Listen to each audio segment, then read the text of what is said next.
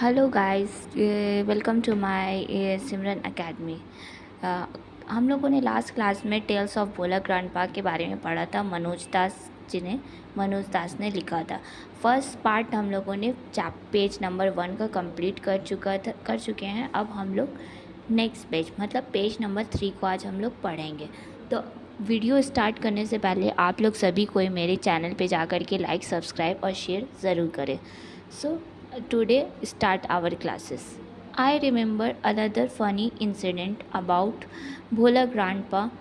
मुझे आज भी याद है एक अजीबो गरीब दूसरा सा इंसिडेंट भोला ग्रैंडपा के बारे में, रिलेटेड बाय माय फादर, जो मेरे फादर से ज़्यादातर रिलेटेड है। It had been a rainy afternoon. ये दोपहर का समय था। उस समय बहुत ही ज़्यादा बारिश हो रही थी, जिसे इसे यहाँ पे बताया गया rainy afternoon. Bhola grandpa wild with excitement. Bhola grandpa एकदम एक्साइटमेंट में आए। टोल्ड माई फादर, मेरे father and his friends, that he had seen a gang of pirate. भोला ग्रैंडपा एकदम एक्साइटमेंट में आए और मेरे फादर और उनके कुछ दोस्तों से कहने लगे कि उन्होंने किसी गैंग ऑफ पायरेट्स को देखा है। मतलब कि जो लुटेरी करते हैं उन्हें, उनका एक जो गैंग होता है उसको हम लोग बोलते हैं gang of pirates. They were burying a large box. वो लोग जो गैंग ऑफ पायरेट्स थे वो लोग मतलब बहुत ही बड़ा बॉक्स को मतलब चुरा करके लेकर जा रहे थे under one of the sand dunes, जो सैंड ड्यून के नीचे था। ऑन द सी शोर by our village.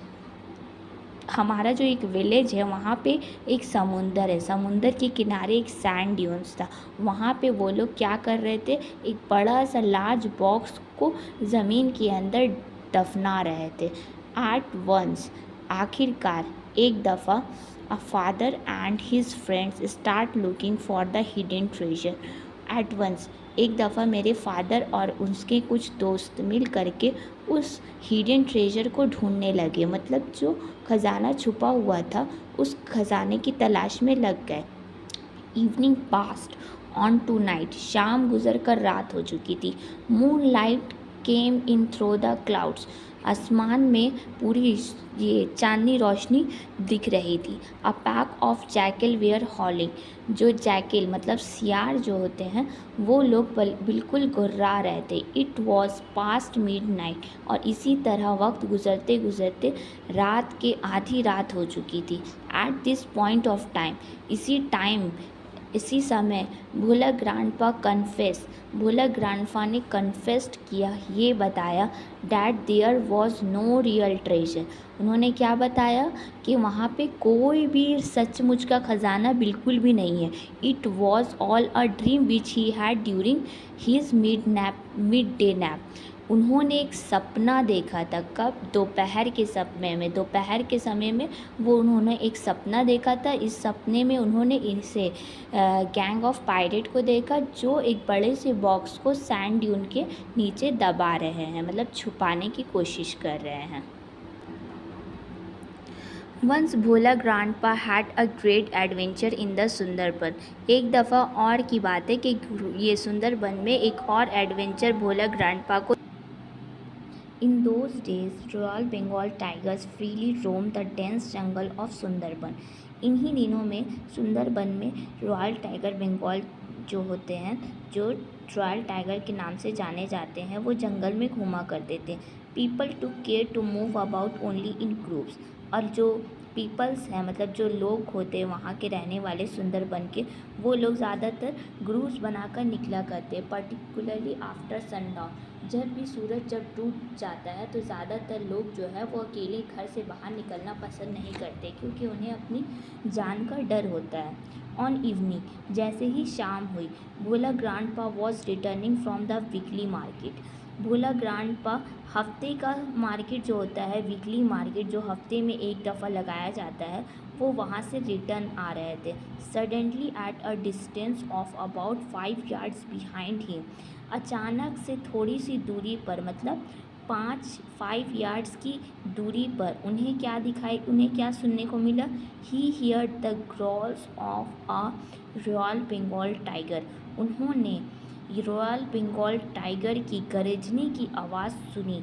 Bhola grandpa turn, Bhola grandpa घूमे and found the bright gaze of the tiger on his face.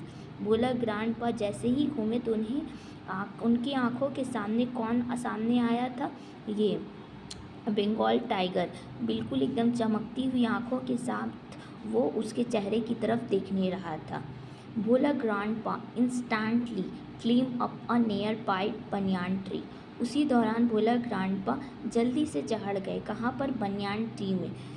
The tiger road, tiger जो है चिल्लाया, गरजने लगा and circle the tree about 100 times. और जो ट्री था उसके चारों तरफ 100 दफ़ा वो घूमने लगा। Then it settle down under a bush, फिर वो एक झाड़ियों के बीच में जाकर बैठ गया। Without taking it eyes of him, मतलब बिल्कुल भी अपनी आँखों को झपकाए वो झाड़ी से बैठ करके उसे देख रहा था। किसे? भोला ग्रैंडपा को। विथ नाइट फॉल, पूरी रात गुजर गई। The forest grow dark, forest जो था पूरा अंधेरा हो गया। एंड साइलेंट, खामोशी छा गई चारों तरफ। Bhola grandpa could hear the tiger beating its tail on the dry leaves. Bhola grandpa को क्या सुनाई दे रहा था? टाइगर का जो दुम होता है, टेल होता है, उसकी आवाज़ सुनाई दे रही थी। जो सूखी झाड़ी जो वहाँ पे रखी होती है, वहाँ पे सूखे पत्तों में उसकी मतलब कि आवाज़ सुनाई दे रही थी। जब भी उसका टेल सूखे पत्ते से टकरा रहा था तो वो आवाज़ उनको सुनाई दे रही थी। आवर पासेस, वक्त गुजरता चला गया। Dawn broke with the cooing of doves, मतलब सुबह हो गई, मतलब 5 से 6 बजे का टाइम को हम लोग डान बोलते हैं। उस समय डव्स एक परिंदा है जिसकी चहकने की आवाज़ सुनाई देने लगी। Bhola grandpa came down, Bhola grandpa नीचे आ गए। There was a group of men on a mount little away, वहाँ पे थोड़ी दूरी पर एक लोगों का झुंड था। Bhola grandpa climb the mount and requested the first man he saw for some water to drink। Bhola grandpa आसानी से मतलब कि उस ट्री से उतर के नीचे आए और फिर वो कहाँ पे चले गए? माउंट की तरफ। माउंट मतलब एक टीला को हम लोग बोलते हैं। टीले की तरफ वो चले गए और वहाँ पे जो पहला शख्स था वहाँ पे जाके उन्होंने उससे पूछा, क्या आपके पास पीने के लिए कुछ पानी है? The man had seen the tiger waiting, वो जो आदमी था वो देख रहा है कि टाइगर तो इसका इंतज़ार कर रहा है। ही वॉज मच बिविल्डर्ड, वो इतना ज़्यादा कन्फ्यूज़ हो गया कि पूछो मत। What is your secret that you simply walk pass the hungry बीस एंड इट डिड नथिंग। उसने उससे कहा कंफ्यूज होते समय, तुम्हारा राज क्या है कि तुम इतनी आसानी से वहाँ से गुजर कर आ गए और उस जंगली जानवर में कुछ किया भी नहीं। ही आस्क्ड भोला ग्रैंडपा, ये बात मतलब उस आदमी ने भोला ग्रैंडपा से पूछी। The tiger was stretching its limbs and yawning, tiger जो है अपने हाथ पाँव को खींच रहा है और ये अंगड़ाई ले रहा है। Then Bhola grandpa remember the tiger, फिर भोला ग्रैंडपा को टाइगर के बारे में याद आया। एंड लुक एट इट, फिर उसने उसकी तरफ देखा। Bhola grandpa also lost his senses in fear, Bhola grandpa का तो क्या हुआ था, वो तो डर के मारे मतलब कि वो अपनी सेंस को खो बैठा, मतलब उसे बिल्कुल भी याद नहीं थी कि कोई नीचे टाइगर भी मौजूद है। इतना वो डरा हुआ था कि उसने ये भी भूल गया कि नीचे में कोई टाइगर है। ही रैन बैक होम, और वो दौड़ करके अपनी घर की तरफ चला गया। हाफ अ सेंचुरी लेटर, जैसे ही मतलब हाफ अ सेंचुरी मतलब 50 साल के बाद, Bhola grandpa left us for ever one morning at the age of 95।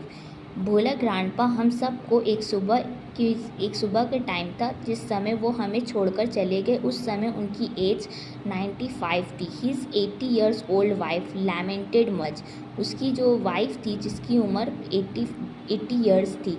She said with a sigh, उसने एक आह कहते हुए एक बात कही। The old man must have forgotten to breathe, ये जो बूढ़ा आदमी है ज़रूर अपनी सांसें लेना भूल गया है। मतलब जब वो मरा तो उसकी वाइफ ने ये लाइन आखिरी समय में ये बात कही। क्यों? क्योंकि उन्हें भूलने की बीमारी थी इस समय, इस वजह से उन्होंने ये बात कही कि शायद ये बूढ़ा आदमी अपनी सांसें भी लेना भूल गया है। तो इसी तरीके से आज हमारी कहानी ख़त्म होती है। आप आई होप कि आप सभी को मेरी ये स्टोरी पसंद आई होगी, तो लाइक और शेयर करना ना भूलें। और नेक्स्ट वीडियो में मैं आप लोगों को क्वेश्चन आंसर का पूरा सॉल्यूशन दूंगी और साथ ही साथ उसका एक्सप्लेनेशन भी। Thank you everyone.